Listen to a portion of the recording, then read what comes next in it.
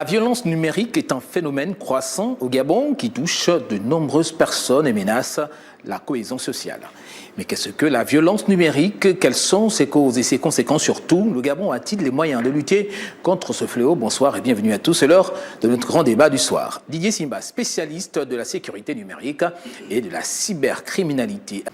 Alors, comme il est de coutume sur cette émission, on passe d'abord par la définition de mots, messieurs, que ce soit sur le plan purement technique avec vous, monsieur Simba, mais également on va voir sur le plan sociologique, quelle est la définition? Quelle définition peut-on donner justement à ce groupe de mots, violence numérique? Comment ça peut s'expliquer, notamment sur le plan technique?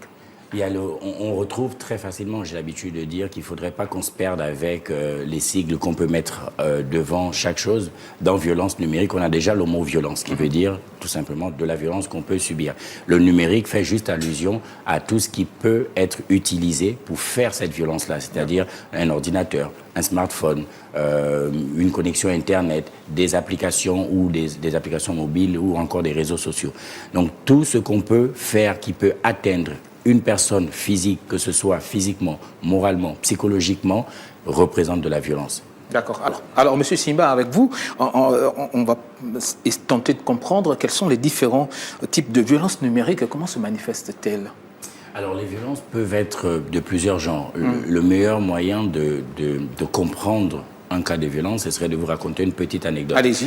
Il y a quelques jours, un de mes amis m'appelle pour me dire que son épouse était victime de harcèlement sur les réseaux sociaux. La personne qui faisait ce harcèlement créait des comptes Facebook, des faux comptes Facebook, chaque 2 heures, et il utilisait les photos de la personne en publiant sur les réseaux sociaux. Donc c'est du harcèlement? Là, c'était du harcèlement. C'est une forme de harcèlement créé de compte Facebook avec l'image d'une autre personne. C'est ça. Ça rentre dans le cadre. Mais c'était pas seulement avec l'image d'une personne. Il créait son compte à lui et il utilisait les photos de la personne. Comme c'était une dame, en disant que cette dame, c'était une personne légère qui sortait avec n'importe qui, etc., etc. Alors que c'était une personne responsable, mariée, avec toute une famille. Et il faisait ça. À chaque fois, il créait un nouveau compte et il reproduisait le phénomène.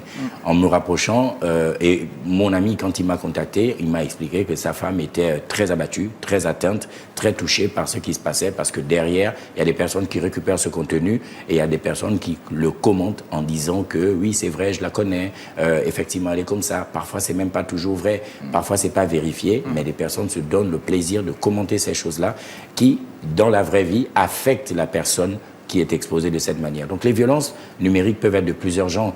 On parle de cyberharcèlement, quand la personne est harcelée sur l'espace numérique. On parle de cyberviolence, on parle même de vengeance, de revenge porn. C'est des personnes qui publient des vidéos de votre nudité juste parce qu'ils veulent se venger de quelque chose que vous avez fait, ou même des personnes qui lancent des fausses rumeurs juste parce qu'il a une grief avec vous et aimerait vous nuire directement et physiquement dans la vraie vie. C'est des choses qu'on retrouve très régulièrement.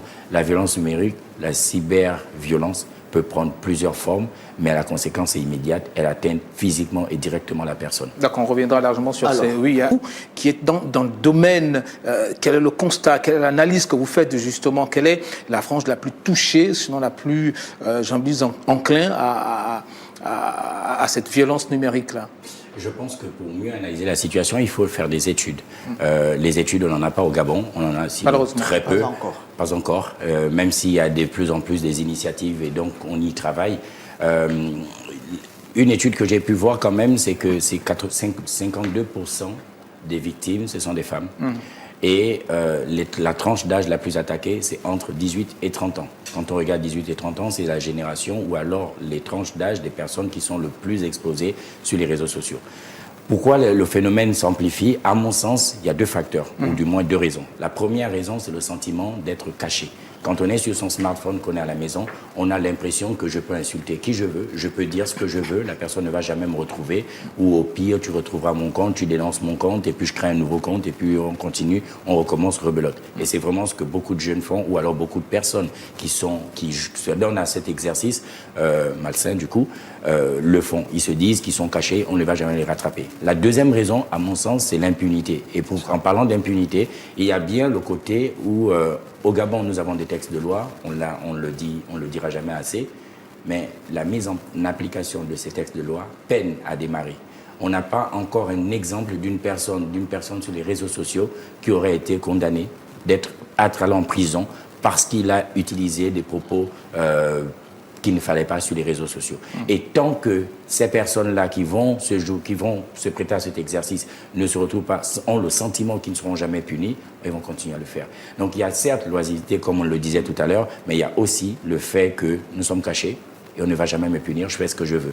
On a l'impression aussi qu'on a du mal sur les réseaux sociaux, à mon sens c'est le troisième facteur du coup, on a du mal à faire la différence entre la liberté d'expression et le respect d'autrui. C'est-à-dire que tant que j'ai moins liberté de dire ce que je veux, on s'en fout de savoir si ce que je dis, qui est mon droit fondamental, aura un impact sur la personne qui va recevoir cette injure. J'ai le droit de dire que tu es une personne à forte corpulence, et si la personne à forte corpulence le vit mal et se donne la mort derrière, on ne se pose pas la question. On a l'impression qu'on a juste dit ce qu'il fallait. Et d'ailleurs, c'est vrai. Pourquoi est-ce que ça te dérange tant que ça? Moi, je pense qu'il faut aller donner des exemples, que notre gouvernement sanctionne au moins une personne. On peut même essayer d'aller plus loin, parce que les personnes qui sont à l'étranger et qui se prêtent à cet exercice, qu'on les rattrape, qu'on les retrouve et qu'on les condamne par notre justice et qu'on les mette en prison dans notre pays, ça donnera exemple. D'accord. Alors, quels sont les facteurs aujourd'hui, quels sont les facteurs de risque qui rendent certaines personnes plus vulnérables à la violence? Y a-t-il des facteurs qui peuvent aujourd'hui expliquer que X est plus vulnérable à ces violences? Vous avez dit que selon les statistiques, on parle d'un peu plus de près de 60% des femmes. Qu'est-ce qui peut aujourd'hui peut-être Moi, j'ai un élément de réponse, mais c'est plus social que... Et du coup, Pavlo pourra en parler beaucoup mieux que moi, je veux dire. Il y a le fait que, déjà, ce sont des dames, et nous vivons dans une société où on considère l'homme à une place beaucoup plus élevée, et à partir du moment où l'homme se considère supérieur à la femme, il considère que quand il a envie de dénigrer, il dénigre. S'il a envie de dire ce qu'il a envie de dire, il le dit parce qu'il considère qu'il se sent supérieur, entre guillemets, je mets des gros guillemets, à la femme, par exemple. Donc, les femmes sont les premières vulnérables. Il y a quelques années, ou encore à peine quelques mois, la violence, elle pouvait se limiter, la violence conjugale, je veux dire, pouvait se limiter au foyer de sa maison. Aujourd'hui, cette violence s'étend sur l'espace numérique, et surtout, si la violence physique pouvait être faite en une journée ou alors quelques semaines, quelques jours, aujourd'hui sur l'espace numérique, je pense qu'on reviendra dessus, ça peut vraiment s'étendre sur plusieurs années. Et les personnes qui se donnent à cet exercice, comme je le disais tout à l'heure, se sentent tellement impunies qu'ils prennent plaisir, même après une séparation par exemple, de continuer à faire mal parce qu'ils savent que cette douleur-là que je fais à la personne sera permanente. Donc la première catégorie, à mon sens, ce sont les femmes. La deuxième catégorie, à mon sens, ce sont les personnes publiques. Un jour, il y a une personne qui m'avait dit plus tu montes haut dans l'arbre, plus le singe monte haut dans l'arbre, plus on voit ses fesses. Mettez-moi le mot, excusez-moi. C'est une expression et c'est un proverbe africain qui dit simplement qu'au fur et à mesure qu'on monte dans l'hierarchie, dans une hiérarchie, on est exposé. Et quand on est exposé, les personnes pensent que si tu es une personne publique, je peux te dire ce que je veux. Donc, tu dois encaisser parce que tu es une personne publique. La deuxième catégorie, effectivement, ce sont les personnes publiques. Il n'y a qu'à voir comment les artistes se font insulter sur les réseaux tous les jours. Il n'y a qu'à voir les clashs qu'il y a entre deux artistes. Il n'y a qu'à voir comment un chef d'État, par exemple, peut se faire insulter. Et ce sont ces genres d'images, de vidéos qui sont très virales sur les réseaux sociaux. Un président qui se fait gifler, ça a beaucoup plus de vues qu'une sensibilisation de Didier Simba sur la cybersécurité, par exemple. Et c'est quand on observe ces phénomènes, on identifie clairement les populations qui sont les plus exposées. Je résume très rapidement, les dames et les personnes publiques. Alors, Pablo? D'accord, on parle de violence et on s'est tous accordés sur ce plateau. C'est vrai qu'on ajoute numérique, mais ça reste d'abord des formes de violence. Est-ce qu'au-delà de tout, ça traduit quand même un mal de la société gabonaise, mais pas seulement, puisque M. Simba parlait justement des présidents qui sont parfois pris à partie sur les réseaux. On le voit un peu partout, il n'y a pas qu'en Afrique, même ailleurs. Est-ce que finalement, le monde est en train d'aller à la perdition, messieurs? À mon sens, oui, clairement. Et c'est comme dans toute chose. C'est une nouvelle technologie, j'ai envie de dire. D'ailleurs, on les appelle les nouvelles technologies. Donc, ce sont des choses qui sont arrivées sur nous très rapidement, sur lesquelles on n'a pas eu le temps de légiférer, on n'a pas eu le temps d'analyser. les nouvelles technologies, Internet, les réseaux sociaux, etc., pour prendre seulement le cas du Gabon, le Covid nous a permis d'accélérer beaucoup de choses, et ça, c'est dans le monde entier. Les gens se sont retrouvés très rapidement avec le phénomène du confinement à la maison, et on revient sur la question de la loisibilité, justement. Je suis à la maison, je n'ai rien à faire, je me connecte sur les réseaux sociaux, et puis je me mets à parler avec les personnes. C'est la crise sanitaire, même si on a l'impression que c'est déjà il y a très longtemps, c'est encore il y a à peine 3 ans. Et donc on s'en souvient très bien. Une fois, je n'avais rien à faire, j'allais sur les réseaux sociaux pour assister à des lives, et sur ces lives-là, il y avait de tout. Il y avait qui insultait, il y avait qui n'insultait pas. Et cette nouvelle génération, cette nouvelle révolution industrielle, révolution numérique, j'ai envie de dire, fait qu'en arrivant sur nous, on n'a pas eu le temps de réfléchir à comment on va cadrer ces choses. Mais je suis du genre très positif. Je crois que nous allons nous améliorer.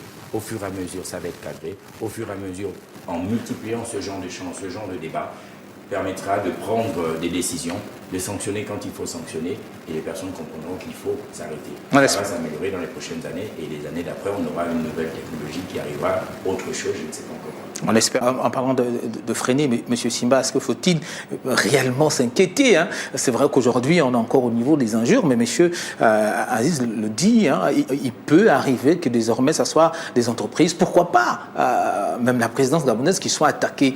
Est-ce que faut-il que l'on s'inquiète sur la proportion que ce fléau est en train de prendre au Gabon? Très fortement et très clairement, et ce n'est même pas dans un futur, c'est-à-dire que c'est déjà le cas, nous le vivons déjà aujourd'hui. Je vais prendre, à mon sens, il y a 3 niveaux de conséquences quand on parle de violence numérique. Le premier niveau de conséquence, c'est la personne directe, c'est-à-dire que la personne qui est victime des violences directement peut se dire « je vais quitter les réseaux sociaux », parce que c'est là-bas que sont proliférés les messages, etc. Et en s'isolant, autant pour moi, des réseaux sociaux ou alors de l'espace numérique tout court, on est bien conscient de tout ce que cette personne peut perdre. Il y a de l'information qui circule sur les réseaux sociaux. Il y a des axes de formation. Quelqu'un peut aller se former sur Internet, sur d'autres aspects. Mais si on s'isole de ces endroits-là, on empêche l'accès à l'information, l'accès à la formation. Et ce sont des personnes qui se retrouvent isolées. Il y a bien entendu l'isolement physique, direct. La personne qui se trouve anxieuse, stressée,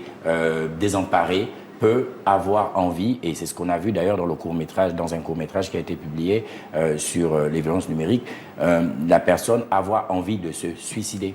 Et ça peut se produire, et c'est déjà même arrivé des personnes physiques qui se donnent la mort parce qu'ils pensent que le phénomène qui s'est produit, je ne pourrais pas le prendre sur moi, et il s'en va. Donc tout ça, c'est déjà au niveau de la personne physique.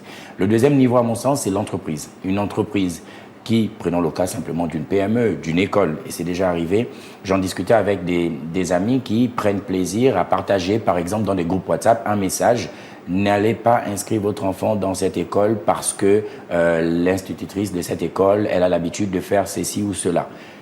Certes, on peut se dire qu'on a envie de protéger d'autres personnes en divulguant cette information, mais il faut bien partir du principe qu'une personne qui n'est pas jugée, qui n'est pas condamnée, est au départ innocent. Donc si je ne suis pas en capacité de vérifier une information, je ne devrais pas la partager. Parce que si jamais c'est faux, c'est l'impact direct sur l'image de cette école qui, par conséquence, par chaîne de valeur derrière, peut se retrouver à ne plus avoir des élèves, et si elle n'a plus d'élèves, elle ne peut plus supporter ses charges, elle va certainement fermer, et c'est toute une famille, voire plusieurs familles, qui vont se retrouver dans des situations très difficiles à cause d'une information qu'on a partagée sur les réseaux sociaux, soit pour s'amuser, soit juste pour faire l'intéressant, etc., etc. Pour moi, les entreprises sont très fortement victimes, même les grandes entreprises. Il suffit d'une personne très suivie sur les réseaux sociaux qui se met à raconter en disant « moi j'ai été dans cette entreprise, le service RH ne fait pas bien les choses ». L'impact sur l'image, c'est un risque que nous, les professionnels de la cybersécurité, surveillons comme du lait sur du feu. Parce qu'on sait que si l'image d'une entreprise est impactée, les partenaires, les clients peuvent se retirer et l'entreprise peut avoir des conséquences. Le troisième niveau, pour moi, c'est celui qui est le plus inquiétant. C'est celui sur lequel j'invite, et d'ailleurs c'est l'occasion pour moi de faire un plaidoyer, de se dire qu'il faut plus que jamais que le Gabon considère la cybersécurité, la cybercriminalité, les violences numériques comme étant un sujet crucial, parce qu'il en va. Vous pensez que ce n'est pas le cas? Il n'y a pas un accent particulier selon vous? À mon sens, pas assez. On n'en parle pas assez? On n'en parle pas assez. On a encore l'impression que c'est un sujet réservé à des élites ou encore à des personnes très techniques.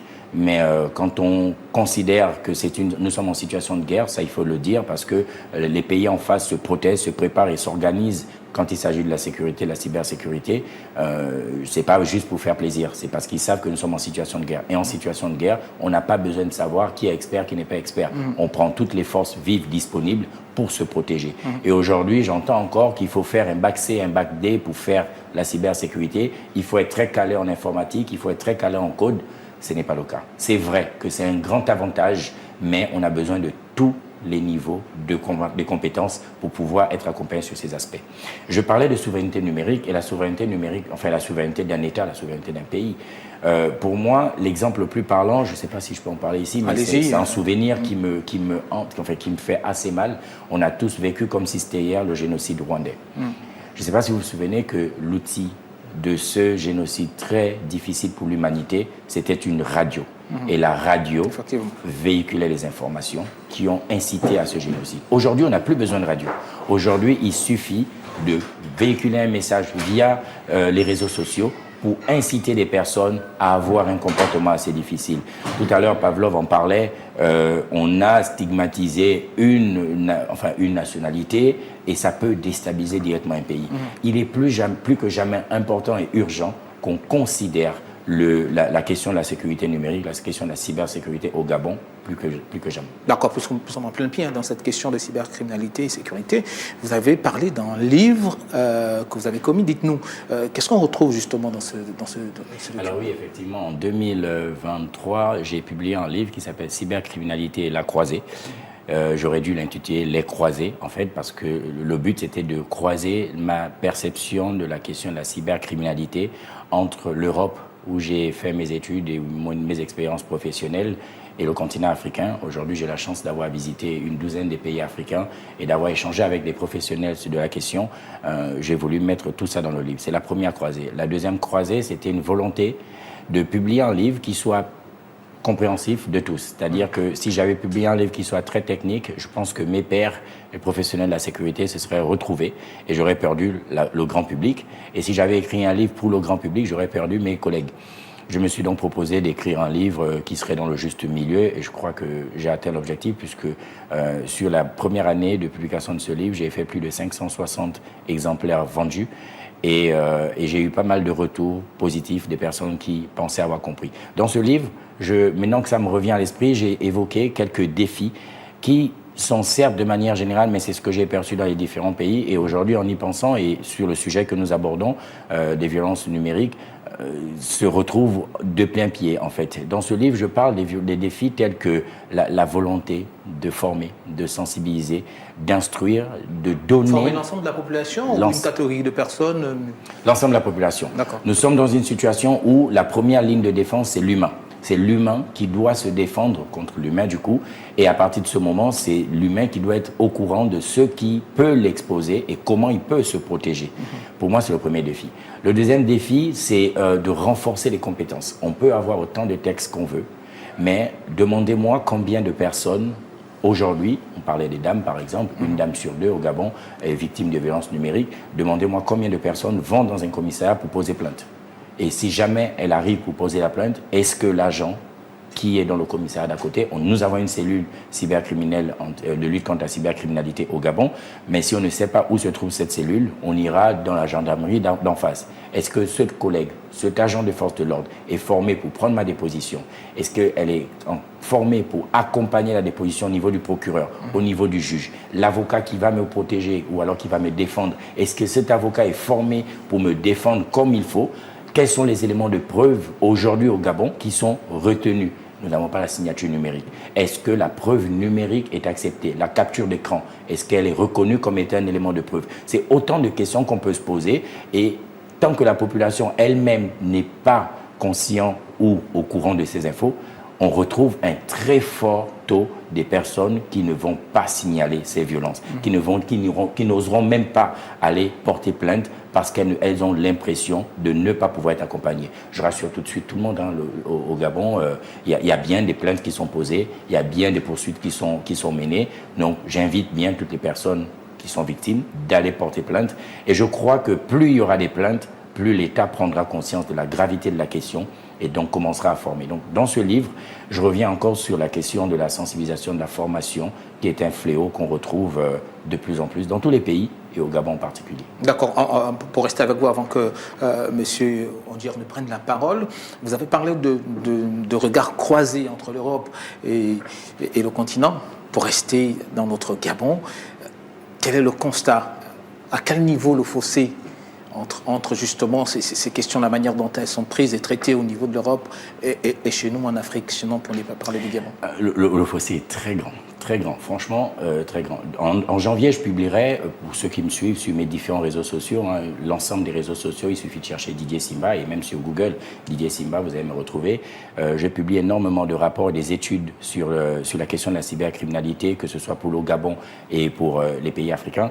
En janvier, je publierai un rapport sur la maturité de la cybersécurité dans les différents pays. Ce qui est très flagrant, c'est de voir que le Gabon fait partie de l'Afrique centrale, et l'Afrique centrale est le mauvais élève en matière de cybersécurité.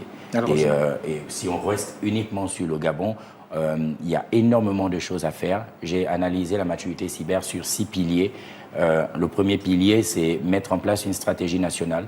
Aujourd'hui, il y a des très belles initiatives, des très grandes et belles initiatives en lien avec la cybersécurité qui sont mises en place.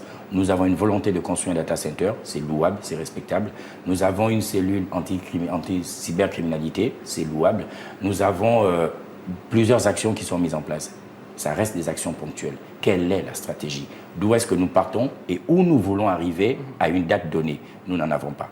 Le deuxième pilier, c'est de mettre en place un organe, il en parlait juste avant, ouais. Un organe qui serait dédié à la cybersécurité. Il faut noter que 62% des pays africains ont un organe dédié à la cybersécurité. J'insiste beaucoup sur ce mot pour bien dire que c'est une stratégie, ça peut l'être, il n'y a pas de problème d'avoir un organe, parce qu'il y a encore un modèle qu'on retrouve aujourd'hui, c'est 22% des pays africains qui ont un organe mixte, qui fait multi-activités. C'est très bien, mais aujourd'hui, on parle d'un sujet, la cybersécurité, qui est le deuxième risque majeur dans le monde. Autant le prendre à la hauteur de sa valeur et lui dédier des forces pour pouvoir répondre à ce défi. Un autre pilier, c'est le plan national de sensibilisation un modèle qu'on retrouve dans plusieurs pays. Au Gabon, nous n'avons pas de plan national de sensibilisation et de formation. Comment élever les compétences? Et je peux en citer comme ça plusieurs exemples. Attention, je ne suis pas en train de dire que nous sommes très loin. Je suis en train de dire que nous avons énormément d'initiatives, énormément de choses bien mises en place. La NINF fait un travail respectable qu'on peut identifier de parfait, de bien fait. Mais je pense que nous pouvons aller beaucoup plus loin en ajoutant encore d'autres piliers sur les efforts déjà commis. D'accord, monsieur, nous sommes quasiment arrivés à la fin de cette émission. Peut-être un dernier mot à l'endroit des autorités, des entreprises, des citoyens également. Et quel est votre rêve? Je commence par vous, monsieur Simba. Effectivement, j'ai plusieurs rêves. Sinon, un seul qui se concentre en une seule volonté, c'est d'avoir un jour au Gabon une agence nationale, un organe dédié à la cybersécurité. Mais avant ça, que nous ayons une stratégie nationale de cybersécurité qui devrait embarquer cette question d'organes dédiés à la cybersécurité. C'est la première volonté. Après, j'ai bien envie de revenir quand même sur la sensibilisation et la formation, parce que pour moi, dans cette stratégie, il faudrait embarquer, renforcer les compétences, les capacités de nos propres citoyens. Ça me permet de parler d'une initiative que nous avons lancée en septembre dernier, un programme de formation que nous avons baptisé SIGA. SIGA, c'est Sécurité des systèmes d'information au Gabon, tout simplement. Nous ne sommes pas allés chercher très loin. C'est un programme qui vise à former 200 femmes gabonaises à la cybersécurité d'ici 2026. Il a été initié en septembre. Seulement à Libreville ou bien sur l'ensemble du pays? Sur l'ensemble du pays. En septembre dernier, nous l'avons initié. Nous avons eu la chance d'être accompagnés par la fondation Ma Bannière via le centre de formation CCP Zone. Je remercie ici Patrick Meillot, avec qui j'ai largement collaboré, et l'entreprise Pisolub. Et donc, je remercie Hans Ivala, le directeur général. Nous avons initié ce programme-là. Nous avons fait une première cohorte avec 20 dames. Et sur les 20 dames, à 1 mois de l'échéance, c'est un programme qui dure 5 mois. Nous avons 17 de ces dames qui ont obtenu leur certification. C'est une certification internationale avec des capacités et des compétences d'être insérées professionnellement. Je pense que les initiatives de ce genre sont déjà en cours aujourd'hui. Comme je le disais tout à l'heure, elles sont ponctuelles. Il faut les multiplier pour élever justement le niveau de capacité de tous les collaborateurs, de toute la population, et d'impliquer la société civile, comme le disait Aziz tout à l'heure. Merci messieurs d'avoir accepté l'invitation de Gabon 24. Merci pour vos analyses, mais également les propositions que vous faites pour que les choses s'améliorent justement, afin qu'on puisse lutter efficacement contre la violence numérique. Merci à vous.